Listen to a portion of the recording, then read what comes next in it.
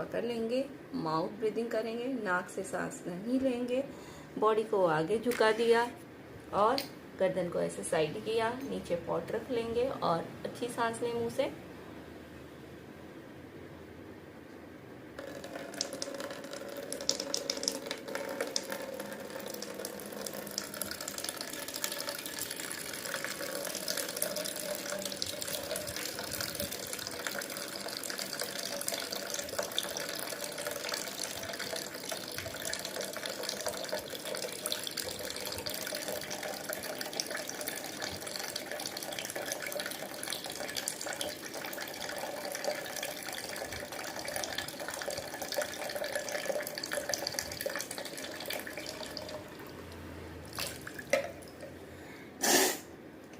ठीक है, तो बीच में बिल्कुल बात नहीं करना, नाक पूरा